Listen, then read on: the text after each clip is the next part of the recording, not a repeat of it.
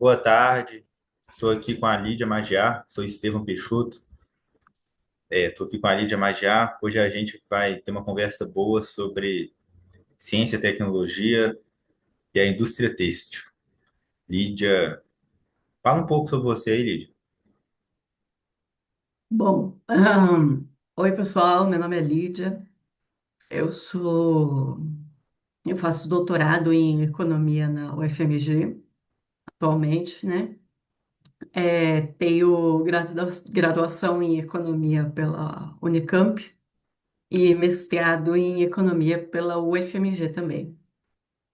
É, então, é, eu comecei a estudar ciência e tecnologia no mestrado mesmo. Quando eu entrei no mestrado, eu comecei a me interessar sobre esse tema e eu comecei a estudar. Feliz, na UFMG temos alguns bons professores que me ajudaram nessa jornada.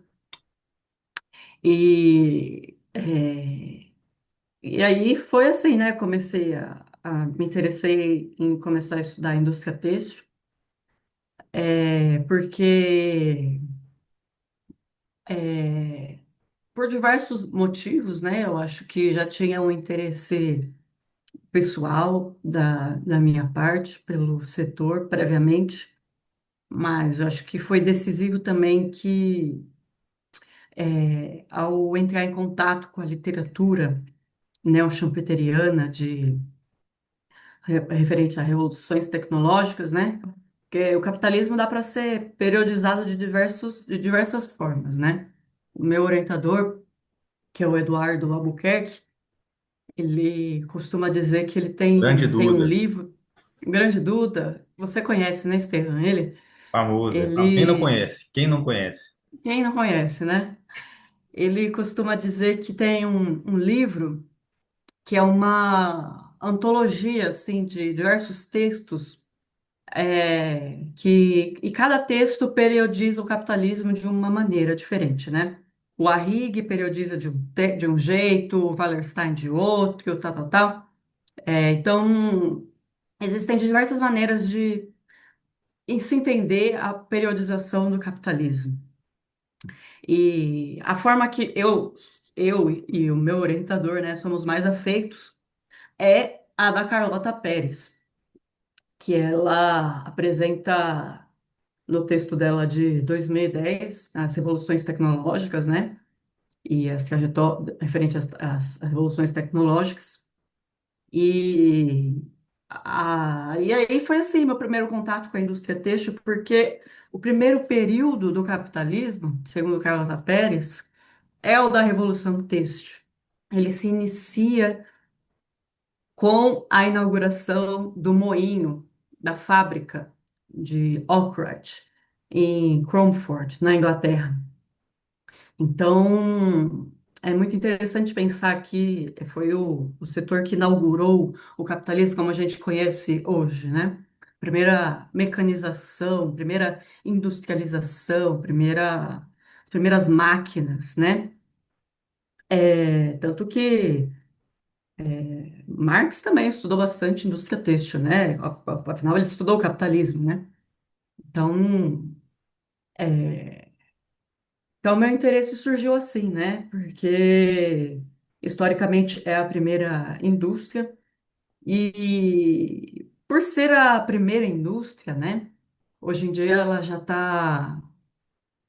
é um tanto antiga, digamos assim, né? Então, hoje em dia quem estuda ciência e tecnologia não se interessa tanto em estudar a indústria têxtil, porque é uma indústria aparentemente simples, né? É uma indústria. Uma vez eu conheci um cara que ele perguntou para mim assim: pô, mas você estuda ciência e tecnologia? Você estuda economia da ciência e tecnologia? Você resolveu escolher um setor justamente que não tem ciência e nem tecnologia. Porque é um setor muito antigo mesmo, é um setor que ainda emprega bastante, bem intensivo, algumas partes, né, do setor da produção, da cadeia de produção, ela é bem intensiva em mão de obra ainda. É, então, normalmente, hoje em dia, né, em 2025, quem estuda ciência e tecnologia se interessa mais por semicondutores, inteligência artificial, sei lá, biotecnologias, enfim, coisas mais modernas, né, que são ainda um tanto misteriosas. Como será que a inteligência artificial vai impactar o capitalismo contemporâneo? Várias perguntas sem respostas, né, que eu acho que só a história, muitas perguntas só a história vai responder mesmo. E a indústria têxtil acaba ficando um pouco de lado nesse sentido, porque ele é um setor que já é muito antigo, muitas das tecnologias que são empregadas são muito parecidas há muitos anos, então ela acaba ficando um pouco de lado assim na literatura, né? Eu tenho essa impressão assim. E eu acho que também tem uma questão de gênero aí, né? Ah, por que que eu vou querer estudar indústria têxtil, estudar roupa? Às vezes pessoas, ah, o que que você estuda mesmo? Você estuda roupa, né? É porque fica essa coisa, uma coisa meio, parece fútil, né? Parece uma indústria supérflua, uma indústria que não é muito irrelevante para você entender realmente a dinâmica capitalista global atual. É muito mais interessante estudar coisas. Enfim, mas eu acho que, pelo contrário, eu acho que a indústria têxtil ela pode revelar muitas coisas pode nos ajudar a entender o capitalismo, a formação, não só a formação do capitalismo, dos seus primórdios, mas também a dinâmica atual do capitalismo. Eu acho que a indústria ainda tem ainda tem muita coisa para se explorar. E quanto mais eu estudo, mais eu vejo que eu tenho essa convicção. Ah, bacana demais. É, realmente. Acho interessante essa sua percepção, né? Esse ponto de vista. A indústria têxtil foi certamente, né, a primeira grande indústria do capitalismo, né? Como você falou. E para quem é da área de ciência e tecnologia, estuda essa indústria, né? Justamente por essa posição específica, né? Essa posição pioneira, coloca ela certamente em uma posição interessante também para quem se interessa pela história do capitalismo e economia industrial de modo geral, né? Porque, poxa, enfim, né? Tem várias áreas de estudo na economia. A gente pode estudar na economia dentro da economia industrial, né? Óbvio, qualquer indústria pode ser objeto de estudo, mas talvez um privilégio que o estudo da indústria têxtil ofereça seja justamente por ser a mais antiga, né? Então, alguns padrões ali, talvez a gente possa, estudando a evolução dessa indústria, a gente possa melhor aprender algumas dinâmicas, alguns padrões, não sei, né? Pensando aqui, é o que melhor talvez ofereça esse ponto de vista, por ser a mais antiga, né? Então, se confunde com a própria história do capitalismo, né? Sim, Então, desse ponto de vista, é privilegiado, oferece ponto de vista privilegiado mesmo. E, e é isso, né? E você falou que você usar Carlota Pérez, então você gosta de uma abordagem, você trabalha com Duda, né? O famoso Duda. Você tem uma abordagem neo-schumpeteriana, então, né? sim, eu adoto essa abordagem neo-schumpeteriana no trabalho, essa uma abordagem evolucionária que a gente, como o próprio nome diz, né? A gente herdou de Schumpeter, onde a gente entende que a economia capitalista, diferente o que entende a economia neoclássica, a economia tradicional, ela não é estática, ela não entra em equilíbrio, ela não é, ela muda o tempo todo, né? Isso é intrínseco, isso caracteriza intrinsecamente a economia capitalista. Ela muda o tempo todo. E eu acho que entender isso é fundamental para se entender a dinâmica, né? E a abordagem schumpeteriana, ela, neo-schumpeteriana, ela bate muito nessa tecla, né? Da dinâmica. Como que é a dinâmica desse setor? Afinal, não, a gente refuta, né? A gente vai contra esses pressupostos, neoclássicos de equilíbrio. E, e aí, como eu disse, né, aí, como você mesmo ressaltou, né, a indústria, o setor têxtil, ele tem esse privilégio, fornece esse privilégio de ser bem antigo, ser o setor, a indústria mais antiga, então ela tem bastante história. E a minha pesquisa gira em torno, justamente disso, como esse setor se modificou ao longo do tempo. Porque conforme o tempo foi passando, outras Uhum. revoluções tecnológicas foram acontecendo, outras inovações apareceram no mercado, outras tecnologias surgiram. E a indústria têxtil foi se modificando. O capitalismo foi se modificando, a dinâmica capitalista foi se modificando e o setor têxtil também. Ele não é a mesma coisa desde da fundação dele, né? Em 1771.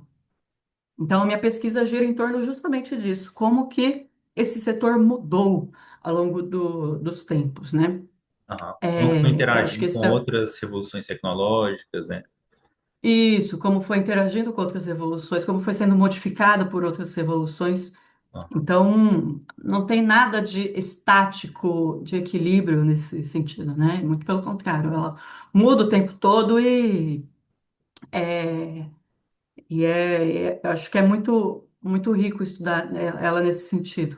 E outra coisa que também eu gosto de abordar nessa minha pesquisa, que vai além dessa abordagem também neo-schumpeteriana, que diz respeito a diz respeito à dinâmica centro e periferia. Então, além dessa abordagem neo-schumpeteriana, eu também adoto a abordagem, digamos assim, furtadiana, de entendimento da economia, da dinâmica econômica, né? Porque não dá para entender a história do capitalismo sem entender a história da colonização, da escravidão, da relação entre o centro e a periferia. Tudo isso está junto, nada disso dá para ser entendido de maneira segregada, ou separada, Isolado, é. isolada. Sim. Não, tudo é uma coisa só. Para você entender a economia capitalista dos Estados Unidos, você precisa entender como aquilo se relaciona com as economias periféricas, o Brasil. É tudo dentro de uma coisa só. Então, indo além dessa abordagem neo-schumpeteriana, eu também quero entender como, não só como essa indústria se modificou ao longo do tempo, mas como a relação entre os países centrais e periféricos se modificou ao longo do tempo a partir desta indústria. E ela é muito interessante porque outro privilégio, né, que ela também fornece é que ela está presente no mundo inteiro, né? A Então, própria colonização da Índia, né, que foi um episódio gira em torno. marcante na história recente, né? Mais ou menos, nem tão recente assim, mas enfim, enfim, marcada por vários brutalidades, né? Colonialismo brutal ali, uma coisa que ajudou a fundar, né, o capitalismo contemporâneo, foi marcada pela destruição da indústria têxtil indiana, não sei se pode chamar de indústria, né? Não sei se você me diz, mas pelo, pela produção, a destruição da produção têxtil indiana pelo Império Britânico, né, de forma muito violenta. E por quê? Porque esse setor, na época, né, era essencial a inserção dele pelos britânicos, criar um mercado indiano ali, têxtil dos britânicos era fundamental naquele momento, né? E, enfim, igual você falou, né, gira muito em torno da dinâmica da importância da indústria têxtil, colonização da Índia, por exemplo, né, o que não é pouca coisa. A colonização da China também, né, eu acho que também é um bom exemplo, né, assim, a China e a Índia, os dois não, a Índia não era a época um país exatamente, né, mas enfim, as duas regiões mais populosas do mundo, assim, sua colonização foi marcada girou em torno muito em torno ocorreu muito em função da indústria têxtil, né?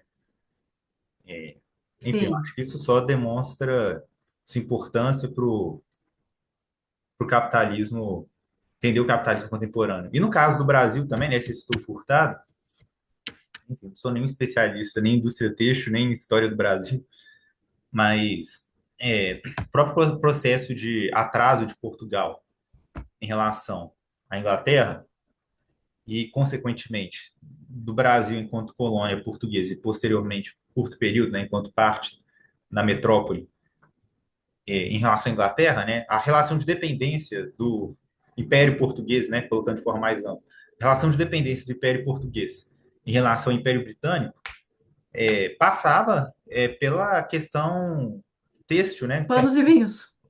aquele famoso tratado, né, de panos e vinhos, né, exatamente. E, de certa forma, o atraso, já que o Brasil era parte do Império Português, o atraso relativo da economia brasileira foi, é, foi um projeto do Império Britânico, né? Impedir desenvolvimento têxtil, que à época, enfim. Sim. Esse Império Britânico teve vários projetos muito nefastos, né? Esses britânicos aí fizeram muito estrago, Muito porque estrago com olha, ele. putz, que nem você começou falando, né? Na Índia. Uma coisa que pouca gente sabe, poucas vezes é mencionado, né? Mas o capitalismo, como a gente entende hoje, só é possível, só existe porque a Inglaterra, por causa da colonização, é, a indústria, a produção têxtil indiana de algodão é muito antiga, milênios, muitos milênios. Os indianos produzem tecido em algodão há muitos anos. E a economia britânica e os britânicos, né, iam lá antes deles mesmos começarem a produzir seus tecidos, eles iam lá e compravam esses tecidos. E era um produto de luxo, um negócio chiquérrimo você ter um tecido de algodão indiano. Coisa assim, de gente muito rica. Era um bem muito escasso. E aí, com a Revolução Industrial, né, a primeira Revolução Industrial, os ingleses roubam a tecnologia indiana, fazem espionagem industrial, vão lá, roubam a tecnologia deles, aprendem como que eles fazem os tecidos e levam para a Inglaterra, para eles não precisarem mais depender da importação de tecidos indianos e começarem a produzir eles próprios os seus tecidos. E aí isso desmantela a produção têxtil indiana, que nem você falou. O que é muito curioso, porque hoje em dia a Inglaterra não produz mais tecidos e a Índia voltou a produzir tecidos, né? Então é muito curioso, de novo, essa coisa da dinâmica, né? Como que as coisas mudam ao longo do tempo, né? Como que o capitalismo muda ao longo do tempo. O que era antes tão importante para a Inglaterra, produzir os seus próprios tecidos, hoje em dia não é mais. Voltou para a Índia. É, então, esse projeto é todo um projeto do Império Britânico, né? Roubar a tecnologia, roubar o know-how, né? O conhecimento de como produzir um tecido, Uhum. é, escravizar, sequestrar negros na África para levar para as Américas, para eles colherem algodão nos campos do sul dos Estados Unidos. E ainda por cima. não queria que nenhum outro país produzisse tecido além deles, porque, né, aí eles podiam, era mais interessante para eles, né? Por muito tempo, por alguns anos, a Inglaterra proibiu a exportação de máquinas têxteis e proibiu a emigração, né, a saída de trabalhadores do setor da Inglaterra.